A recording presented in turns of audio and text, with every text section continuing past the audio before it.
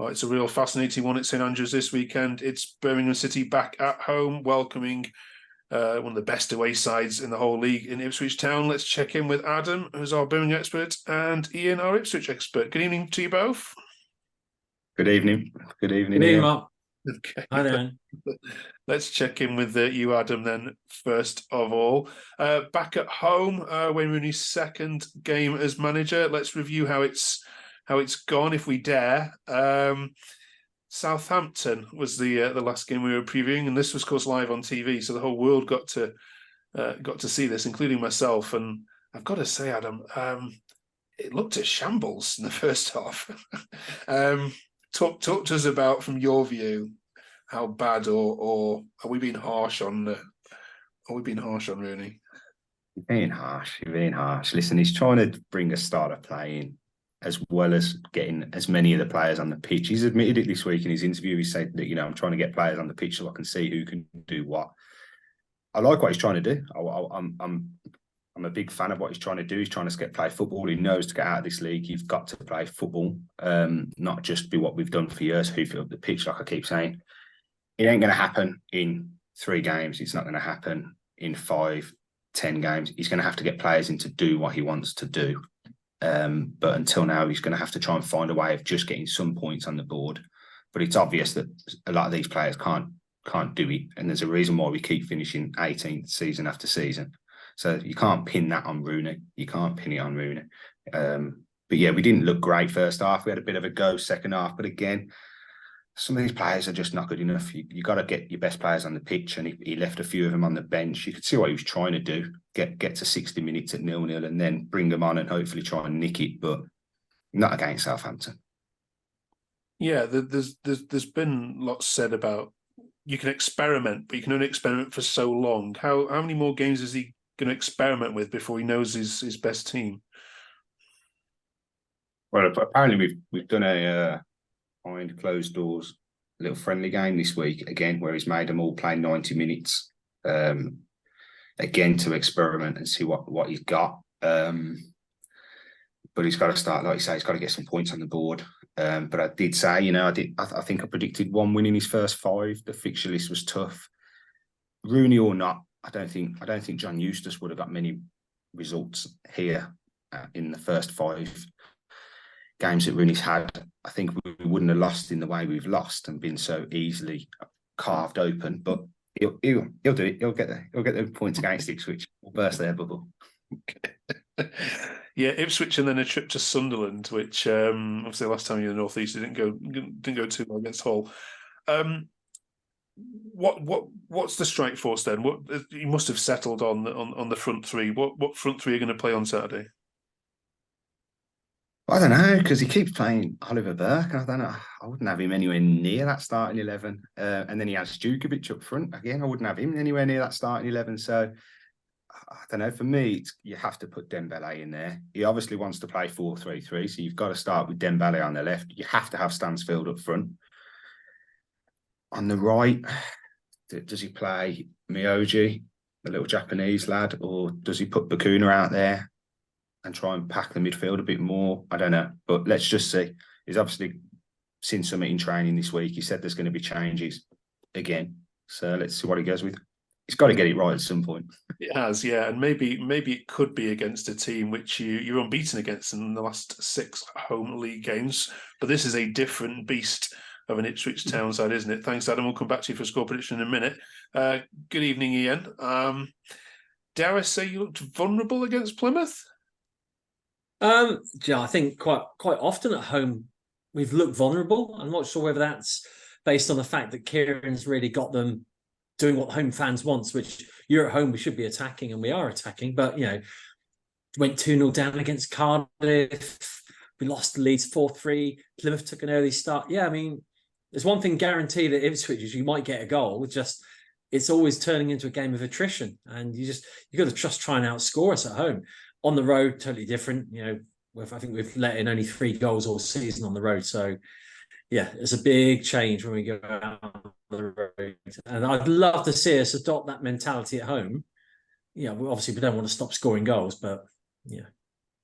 Were Plymouth unlucky? I mean, you'll hear from them later when they talk about refereeing decisions, but they were a good side, weren't they? Could that have easily been a draw? I think, like I said last week, it was going to be a bit like a cup game. League position didn't mean anything. I think on Saturday, Whittaker's goal was sublime. It was a mirror of their goal at Portman Road last year, and it kind of took the wind out of us for a little while. There were a few dubious decisions. There's a massive debate over whether Edmondson had taken their man out and it should have been a penalty. I was sat right behind that, and it was, when you watch it in the flow of the game, there's almost a half a second gap before he goes down to ground. And then when you look at it in slow motion from the same view I had, it seems to me quite clear that there was no contact. It looks like it was from a different angle, and I guess that's the thing. I mean, the linesman was right in line with it. The referee probably had a good view. On a different day, a different referee would have given it, and I think that's the same in every fixture across the division at the moment. Inconsistency across the referees, which is what boils your blood. But he has to call it as he saw it, and I was saying to myself that was a really ballsy challenge from Edmondson. But like I said, they're going to dispute that. They're going to say it was a blatant penalty and a red card. And yes, if that had happened, 2-0 potentially. I'm not going to say we're not going to come back from 2-0 because we've already proved we can do that. But it would have certainly changed the dynamics of the game. Okay. We heard from Leeds fan earlier who said they've given up on trying to catch Leicester. The league is Leicester's, but now their view and the view, I'm sure, of West Brom and Hull and even Birmingham and Southampton and others is to catch you boys. You are the hunted. How's that feel? Well, I think that people are looking at Leicester and saying that they're going in their stride and they're just taking it nice and easy, and that Ipswich are a full sprint. And based on that theory, we're going to run out of wind. I'm going to have to break everybody's dreams here, because the spirit of the fans, the spirit of the club is a mirror of last season. And that pace that we kept up, we didn't falter when we went into the new year. There was a very small period, and we mended that by going into the transfer window in January.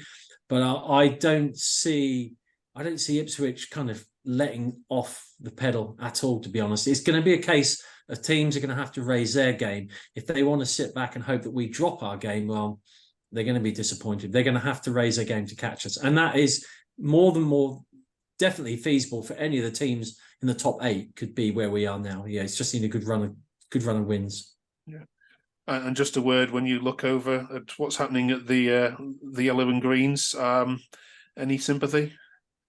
Oh yeah, absolutely. Because I mean, Norwich and Ipswich, they have a really good fan base, and their club was in a pretty strong position a few years ago, and now they're in total disarray. And as much as Ipswich and Norwich probably really have a hatred for each other, I always feel sorry for a team. Same again with Sheffield Wednesday. When you see that it's quite clearly something in the management, the non-football management, not the actual managers themselves. It's always frustrating. That's the same for any club. Okay. And lastly, do you look at the Premier League and see Burnley and Sheffield United and Luton in the bottom 3 and think, it's not really worth going up, is it? Yeah, you got to be careful what you wish for, haven't you? I guess as a player as well, some of the players know that if they have a cracking season and get us promoted, they potentially put themselves out of work for next year, because you've got to bring in talent. And we found that out on Wednesday night against Fulham. Just the pace of the game is on a different level. And you gotta think, are we going to go out there and get a whooping, or are we going to kind of be competitive? And I'd like to think it's the latter, and we can be competitive. But we'll see what happens in the January transfer window. All right, let's get your predictions then. Thank you both. Adam, you can go first. Birmingham at home against an unbeaten Ipswich away side. What are you going with? I think we'll surprise them. I think we'll go. I think we're going to surprise a lot of people this weekend. I think we'll go 2-0. I don't think Ipswich will be up there come the end of the season. Every season there's a team that does this. Blackburn did it the one year. Barnsley did it, got to the playoffs next year, got relegated. Sheffield United went to the Premier League, one good season, then got relegated. There's a team every year. It seems to be Ipswich at the minute. Once the bubble bursts, they'll come down. They'll lose a few on the chart. I hate to break it to Ian, but hopefully that's us this weekend. We need it more than most. So I'll go 2-0 Blues.